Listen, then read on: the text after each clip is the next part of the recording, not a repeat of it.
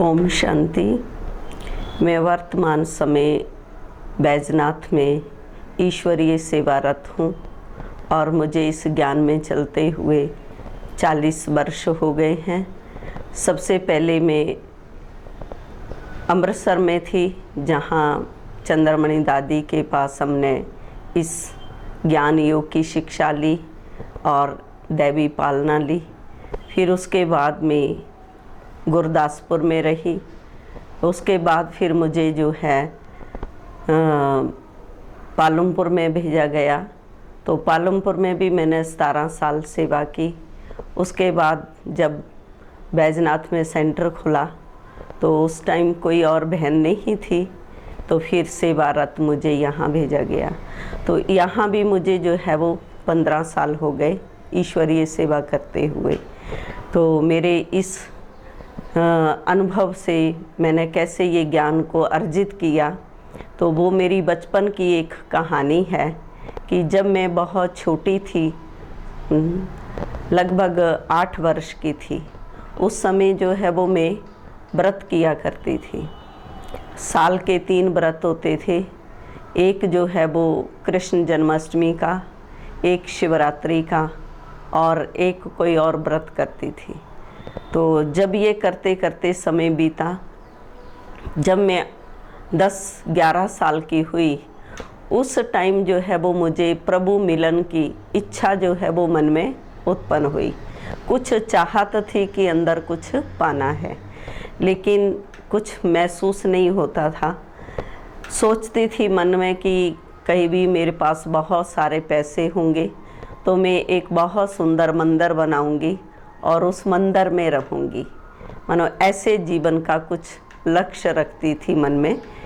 एक दिन मैंने अपने पिताजी को पूछा कि भगवान कैसे मिलते हैं, उनको सच्चे मन से याद करो तो क्या वो आ जाते हैं?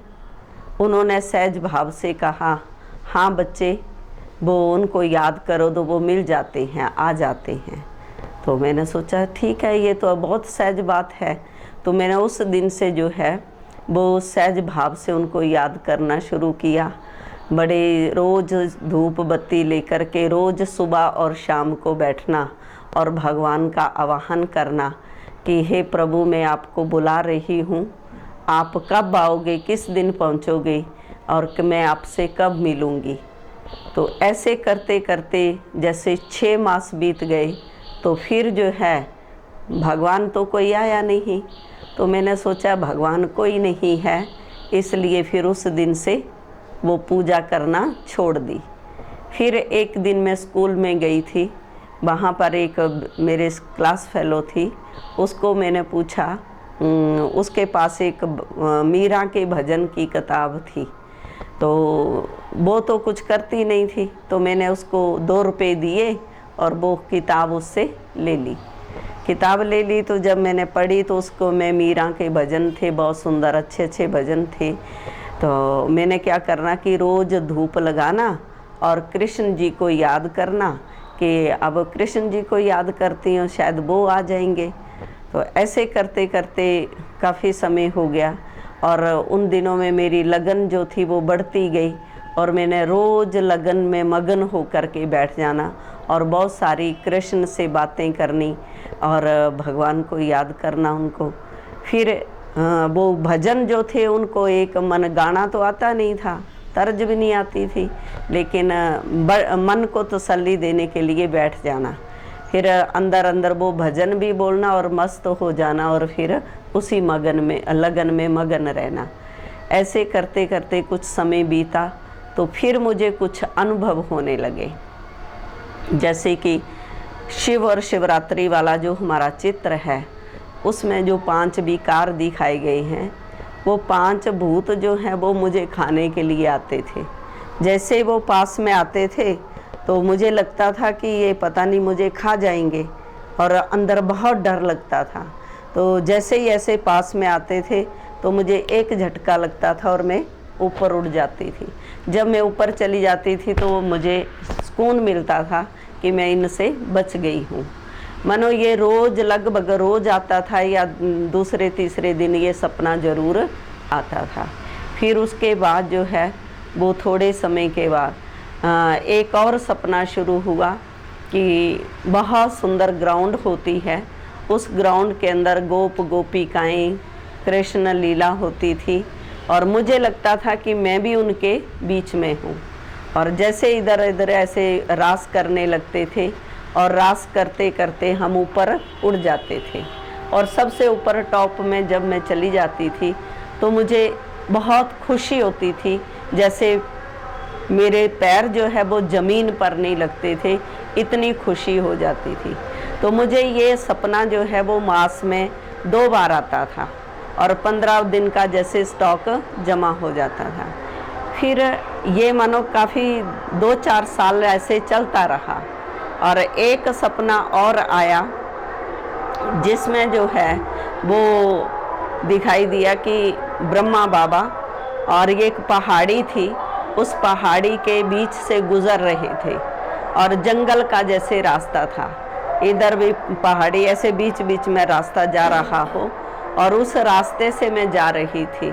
तो उसमें देखा कि एक तरफ जो है वो प्याज का ढेर लगा हुआ है और थोड़ी दूर 2-4 कदम के आगे लहसुन का ढेर लगा हुआ है।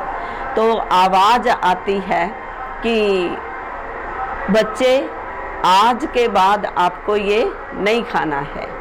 तो मैंने कहा, बड़ी खुशी से जवाब दिया कि ठीक है मैं नहीं खाऊंगी। तो फिर जो है थोड़ा 10-15 कदम में और जाती हूँ और आगे बढ़ती हूँ तो फिर आवाज़ आती है कि बच्चे आज के बाद तुम 3 दिन के बाद मर जाएंगी।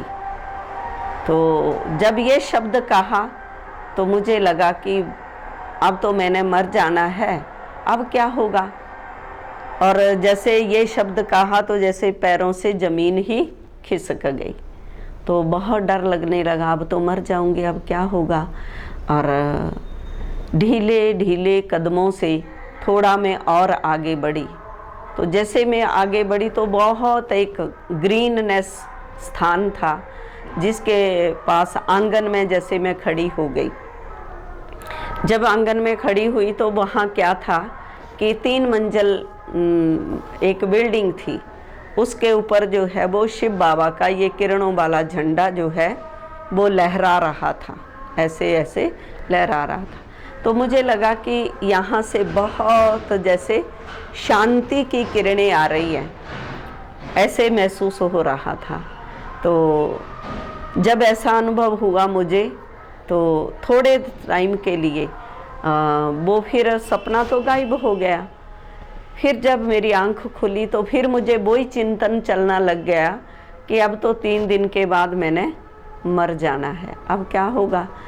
अब मुझे यही चिंता में ढीली ढाली स्कूल को तैयार हुई और चल पड़ी।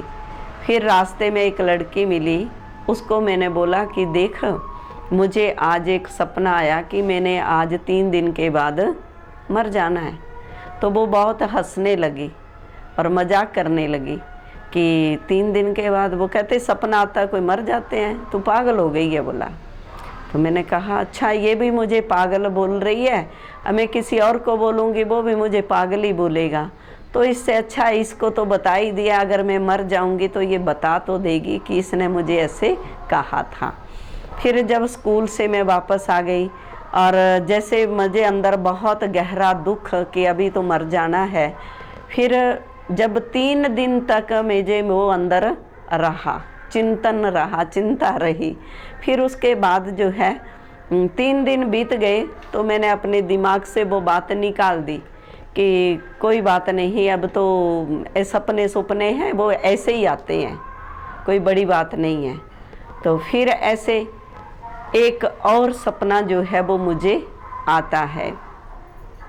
वो मैं क्या देखती हूँ कि अभी तो मैं ये कह सकती हूँ कि वो ब्रिज कोठी थी जहाँ जो मैंने देखी थी, जहाँ पर ब्रह्मा बाबा जो थे वो बहुत बड़े बड़े देग रखे हुए थे और सफ़ेद वस्त्रधारी बहनें थी, वहाँ पर भाई लोग थे और एक तरफ गायें थी जिनको बाबा वो घास उठा करके उनको डाल रहे थे और कह रहे थे कि बच्चे घास खाओ और जुगाली करो।